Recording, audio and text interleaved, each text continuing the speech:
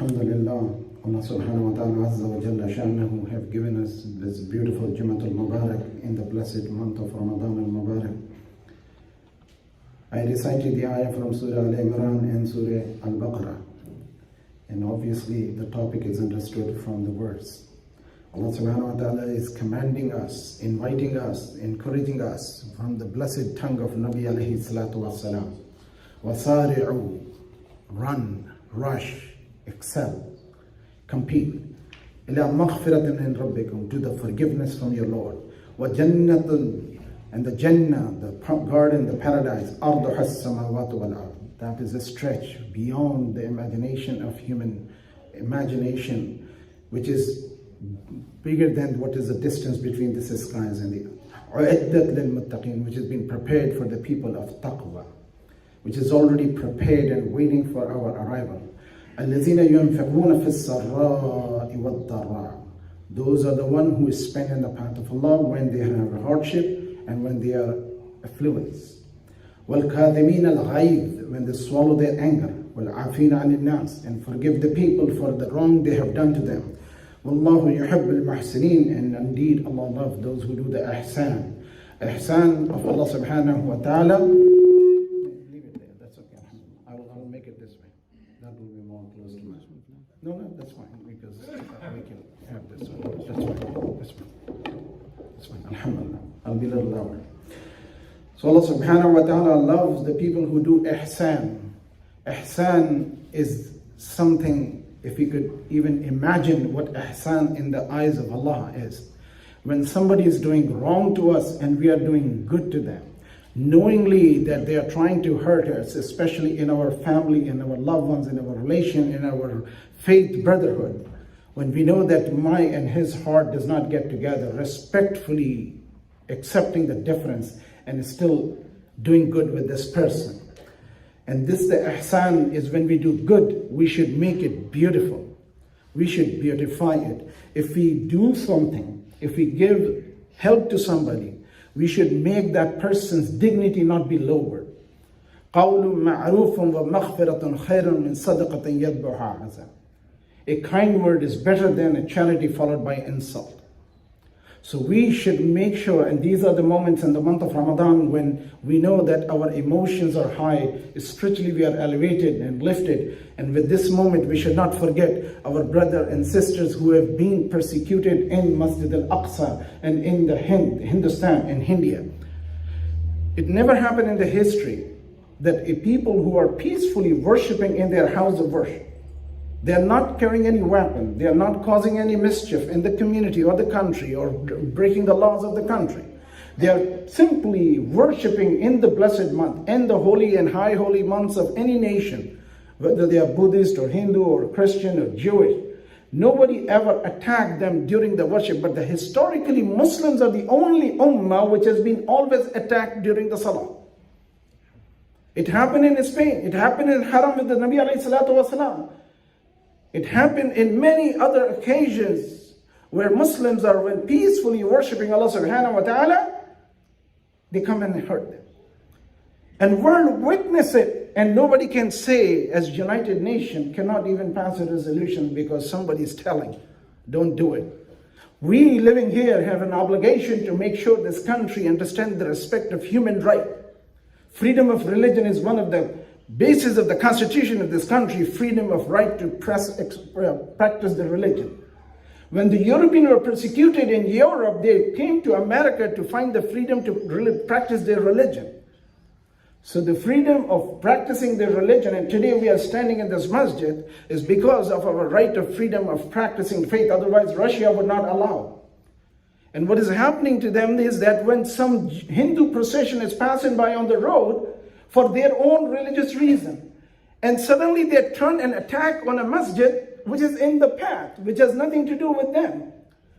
And they have never objected, and they broke the masjid and broke the door and vandalized the masjid and beat up Muslim for no reason. Similarly, when Masjid al-Aqsa, I passed that video on the group here, where people were praying, simply praying, standing, and the man and police coming with the gear and pushing them off. What is the purpose? We are worshipping same Allah, which was the God of Ibrahim alayhi salam. ما كان إبراهيم يهوديا ولا نصرانيا ولكن كان حنيفا مسلما. If you ask a Jewish person, if Allah promised that land, the holy land between the river Nile and Euphrates, Furat and Nil, if that land was promised to Ibrahim alayhi salam, هو كان حنيفا مسلما. ما كان إبراهيم يهوديا ولا نصرانيا. If you ask a person, was Ibrahim a Yahud or Nasara? They will say no. Ibrahim was a Hanif Muslim. So if you ask them, if Allah promised Ibrahim alayhi salam the land between Euphrates and Nile, what is the land there? There were two sons Ibrahim alayhi salam had. One was Ismail alayhi salam, the other one was Ishaq alayhi salam. Ishaq is a Yaqub and Dawood and Musa and Isa, and all those came in the Bani Israel. And Allah subhanahu wa ta'ala promised the Bani Ismail that He will make him a great nation in the book of Genesis, and Allah will bless him, and he had 12 sons, and they were the princes in the Bible, and God was with them. And who are the people who are living between Euphrates and Nile?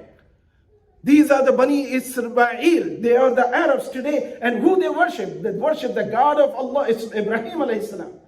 They are the worshipper of one God. And Allah promised land to the Muhideen, not to those who are just from a family. And this is the misconcept they have created with this ideology of politics. They are violating the human rights of people who are living in peace in their land. So Allah subhanahu wa ta'ala is reminding us, rush to the forgiveness of your Lord and the Jannah, which is beyond the size, bigger than the size of what is distance between heaven and earth. The last person who will come out of Jahannam of the believers, his Jannah will be 10 times the size of this planet earth. That is the last Jannah, the lowest Jannah. And when he will visit his friend with the bigger Jannah, Allah subhanahu wa ta'ala will raise his status to that friend, and that his Jannah will be raised to another elevation. There is unimaginable reward Allah is promising. Who are those? يُنْفِقُونَ فِي السَّرَّاءِ وَالضَّرَّاءِ. They spend in the path of Allah, whether there's a hardship or they're affluence or peace. And today, we are the people. We could see the Awlad Sahaba, which I call Awlad Sahaba. They're one who are living in Palestine. They are from the time of Umar ibn Khattab radiallahu anhu. When Palestine was open, Al-Quds was open without bloodshed. Salahuddin Ayyubi opened without bloodshed. And when the Turks, when they were ruling and they were asked to give a land to the people who wanted to settle down, he said, I will give you, but I cannot, because the contract was signed between Umar ibn Khattab radiallahu ta'ala anhu, Abu Ubaidah bin al-Jarrah, that was signed, that they were not allowed to sell the land to those people who are practicing right now violence, because they knew the wisdom of it. And this is what happened. And Muslims never did the bloodshed. Whenever they entered, they gave peace to anybody who was entered into the masjid, or who was in the synagogue, or who was in the church. And Quran never says to violate them. Quran teaches us that respect them and talk to them with respect and honor. So Allah subhanahu wa ta'ala has given us the ability to understand the difference between the kafir and the Ahl Kitab, the mushrik and the Ahl Kitab. And these people do not understand that, and there's a propaganda that Muslims are out there to get somebody. For who? If Muslim wanted to get somebody, they have ruled there for more than 1,000, 1,500 years, there would have been not a single non-Muslim alive if the Muslims are out there to kill people. And this is the reality and the truth. We may not live in peace with everybody, but we work respectfully with the peace, and we respect the people's faith. Allah subhanahu wa ta'ala reminds us, وَمَا تُقَدِّمُوا لِأَنفُسِكُم مِّنْ خَيْرٍ تَجِدُوهُ عِندَ اللَّهِ. Whatever you will send for yourself, you will find it with Allah subhanahu wa ta'ala. Inna Allah bima ta'maluna basir. Indeed, Allah is watching. Allah is watching. This is the concept of taqwa. Allah dekh raha hai. Allah is watching. Allah is watching every moment what I do. Imam Hussein alayhi salam said, the taqwa is not that what you do in public. The taqwa is when you are alone and you have a moment of being sinful, and you say, because of Allah is watching me, I'm not committing sin and not violating command of Allah or Rasulullah sallallahu alayhi wa sallam. So Allah subhanahu wa ta'ala is promising us, whatever you give, Allah subhanahu wa ta'ala takes it.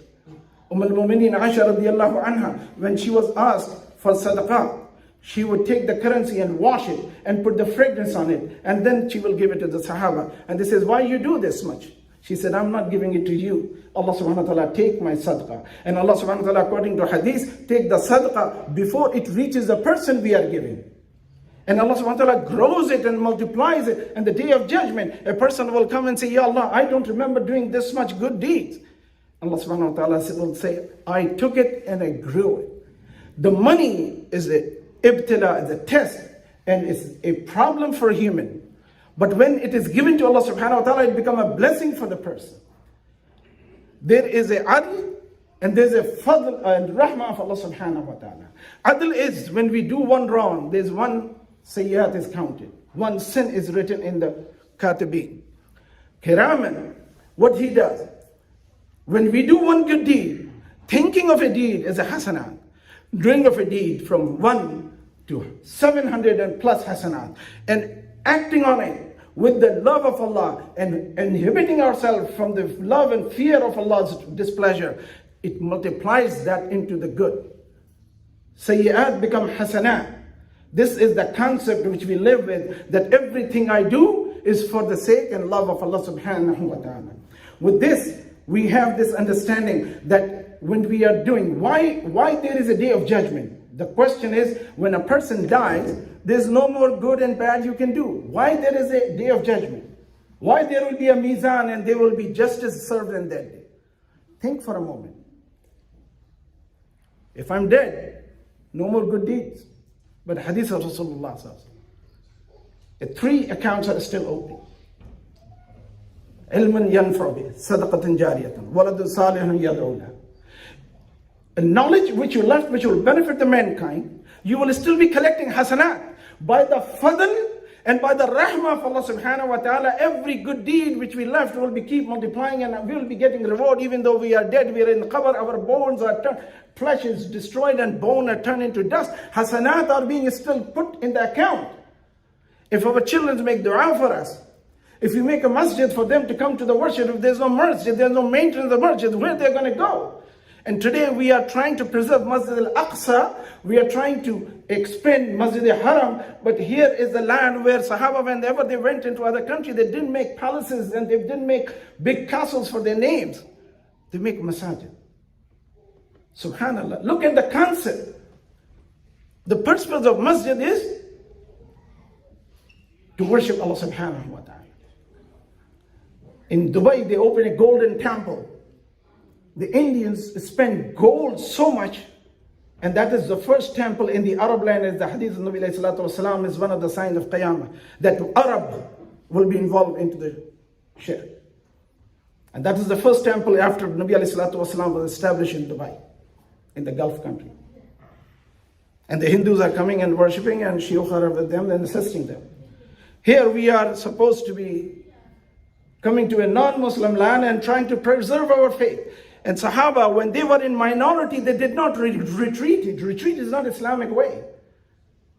Going forward is the Islamic way, because, please brother, move forward. There's a space issue. Please come forward. There's people are coming. So for us, the concept is that when we are in minority, we come together.